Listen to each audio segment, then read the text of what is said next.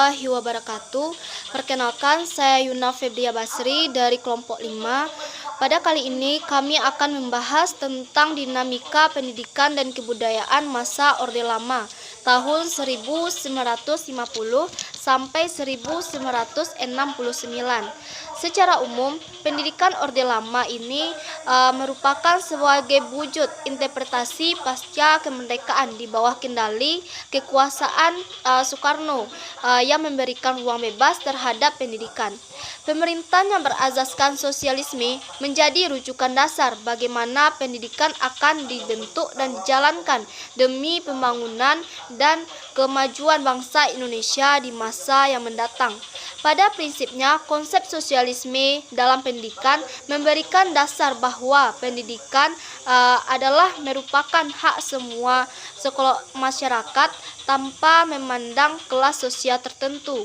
Orde Lama berusaha untuk membangun masyarakat sipil yang kuat yang terdiri di atas demokrasi, kesamaan hak dan kewajiban antara sesama warga negara, termasuk pada bidang pendidikan, sehingga pada saat itu banyak pemikir-pemikir yang lahir.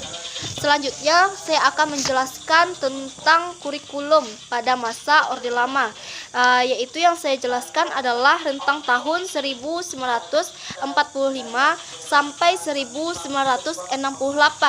Kurikulum pertama yang lahir pada masa kemerdekaan memakai bahasa Belanda, yaitu Leerplan, artinya rencana pelajaran. Perubahan arah pendidikan lebih bersifat politis dari orientasi pendidikan Belanda ke kepentingan nasional.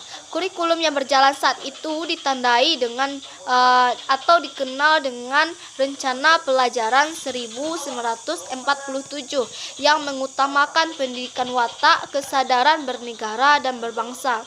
Baiklah, sekian penjelasan dari saya. Terima kasih. Assalamualaikum warahmatullahi wabarakatuh.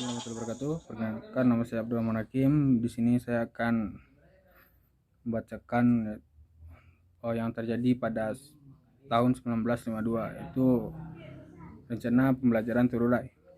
Jadi kurikulum ini lebih terinci pada setiap mata pelajaran yang disebut dengan rencana pembelajaran terurai 1952. Pada masa ini memang kebutuhan peserta didik akan ilmu pengetahuan lebih diperhatikan dan satuan mata pembelajaran lebih diperincikan gitu. Jadi kayak suatu persiapan yang sangat matang untuk dalam dunia pendidikan, kayak menciptakan suatu kurikulum itu mereka memikirkan sesuatu yang sangat dibutuhkan dan perhatikan hal-hal atau aspek-aspek kecil untuk dalam dunia pendidikan. Terusnya itu pada kurikulum 1964. Jadi kurikulum ini berfokus pada pengembangan daya cipta, rasa, karsa, dan moral atau pancawardhana. Jadi di sini para pendidik itu mengajarkan agar siswa mereka itu dapat menciptakan atau memiliki moral dan akhlak yang sangat baik dan dapat menciptakan suatu produk atau hal-hal yang dapat bermanfaat ke depan di kemudian harinya. Atau pada masa itu kayak kita itu menciptakan sebuah gebrakan atau sebuah progres dalam dunia pendidikan, atau kayak kita tuh menciptakan suatu produk yang bisa dimanfaatkan gitu. Itu dapat digambarkan seperti saat ini gitu, kayak itu bersama dengan pengembangan dari atau dasar dari kurikulum 13. Sekian, terima kasih. Saya kembalikan kepada Baiklah, saya Anissa Putri Nasari, NIM 20073163 818189 akan menjelaskan. Baiklah, saya akan menjelaskan mengenai pelaksanaan Undang-Undang Nomor 4 Tahun 1950 dilihat pada jenis pendidikan dan kegiatannya, yaitu yang pertama pendidikan jasmani. Di Indonesia, Departemen Olahraga mengejar prestasi olahraga. Sikap ambivalensi ini dapat dilihat dari UGM yang memasukkan jurusan pendidikan jasmani dalam Fakultas Sastra, Pedagonik dan Filsafat yang berarti dalam ilmu kerohanian.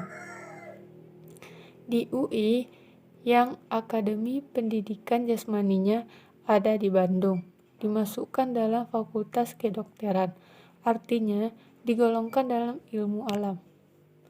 Yang kedua yaitu pendidikan orang dewasa.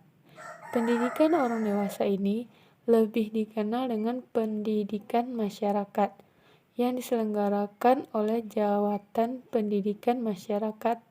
Kegiatan pendidikan masyarakat ditentukan menurut kebijakan pemerintah berdasarkan surat keputusan Menteri PP dan Menteri PP tanggal 15 Februari 1961 nomor 4223 garis miring kabupaten dalam pasal 17 disebutkan bahwa 1. Merencanakan, memimpin, mengiatkan, dan mengawasi pemberantasan buta huruf. Yang kedua, merencanakan, memimpin, menggiatkan, dan mengawasi pengetahuan umum. Yang ketiga, mengusahakan buku-buku untuk mengisi perpustakaan rakyat. Yang keempat, mengikuti dan membantu perkembangan gerakan pramuka. Mungkin hanya itu yang dapat saya sampaikan. Assalamualaikum warahmatullahi wabarakatuh. Perkenalkan, nama saya Yola Alwiza Putri dengan NIM 2007 31638172. Saya akan melanjutkan materi tentang pendidikan luar biasa dan pendidikan guru.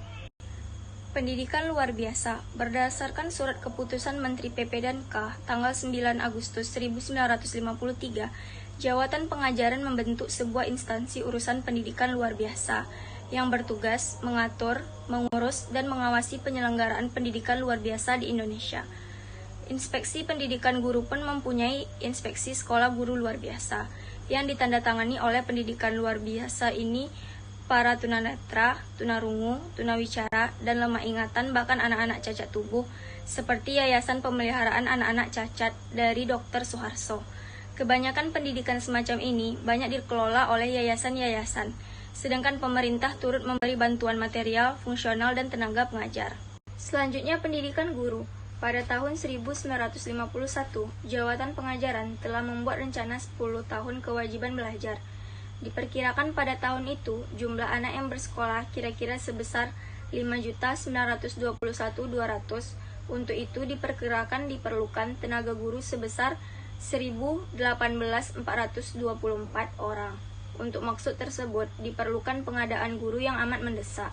Sehubungan dengan itu, Kementerian P21.200, untuk itu diperkirakan diperlukan tenaga guru sebesar 1.018.424 orang. Untuk maksud tersebut, diperlukan pengadaan guru yang amat mendesak. Sehubungan dengan itu, Kementerian PP dan K melalui kerjasama PGRI menyelenggarakan pendidikan guru darurat, yaitu berupa kursus-kursus yang berbentuk kursus pengajar untuk kursus pengantar kewajiban belajar atau disingkat KPK PKB. Di setiap kabupaten terdapat 2 KPK PKB dengan masing-masing murid 80 orang. Sekian materi dari saya. Assalamualaikum warahmatullahi wabarakatuh. Baiklah, saya akan melanjutkan materinya. Yang pertama, pendidikan kejuruan. Setelah Indonesia mencapai kemerdekaannya, pendidikan kejuruan masih efektif terbelakang dibandingkan sekolah umum. Kendala-kendalanya antara lain karena pendidikan umum menjanjikan untuk mencapai pendidikan yang setinggi-tingginya, serta lowongan pekerjaan ketika saat itu masih terbuka sangat luas. Selain itu, peralatan tidak mencukupi, serta tenaga pengajar yang masih kurang, serta adanya pemahaman masyarakat yang kurang terhadap sekolah kejuruan. Mereka menganggap apa guna anak mereka masuk ke sekolah kejuruan itu. Nah, sehubungan dengan kurangnya peralatan pendidikan, maka pada tahun 1951 pemerintahan dengan bantuan luar negeri mencoba memesan peralatan alat-alat untuk sekolah. Tetapi pada saat itu malah tenaga pendidikan serta infrastruktur itu tidak terpakai. Hal itu disebabkan karena gedung atau ruangan tidak tersedia dengan layak. Yang kedua, pendidikan wanita.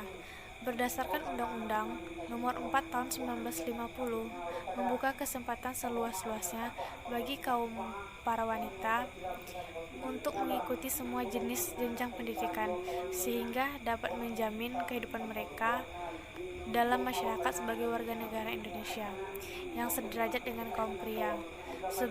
Sehubung dengan itu, selain sekolah-sekolah umum yang dapat diikuti oleh kaum wanita sampai ke jenjang setinggi-tingginya, tidak ada batasannya. Ketika itu pemerintahan menyelenggarakan pola pendidikan kejuruan wanita seperti sekolah kepandaian putri (SKP) dan sekolah guru kepandaian putri (SGKP). Di SKP dibuka kejuruan seperti menjahit, memasak, kerajinan yang berhubungan dengan wanita, dan mengasuh anak. Sekian materinya, dilanjutkan oleh teman saya. Bismillahirrahmanirrahim. Assalamualaikum warahmatullahi wabarakatuh. Perkenalkan, nama saya Diani Putri dengan NIM 200731638192. Saya salah satu perwakilan dari kelompok 5. Baiklah, di sini saya akan melanjutkan materi yang dengan poin nomor 7, yaitu tentang pendidikan agama. Nah, pada saat itu pendidikan agama diterapkan pada jenjang pendidikan di sekolah rendah maupun di sekolah lanjutan. Jadi pendidikan agama itu sangat penting pada saat itu hingga saat sekarang ini. Lalu poin ke-8 yaitu pendidikan tinggi. Pendidikan tinggi ini dimaksud yaitu pendidikan tingkat universitas, seperti universitas-universitas yang ada di Indonesia saat ini. Lalu yang ke-9 yaitu ada pendidikan swasta. Pada tahun 1950 sampai 1959 bermunculan sekolah swasta, baik itu yang baru berdiri maupun melanjutkan kembali sekolah-sekolah swasta yang telah ada sebelumnya. Baiklah, sekian materi dari saya. Mohon maaf bila ada kesalahan. Assalamualaikum warahmatullahi wabarakatuh.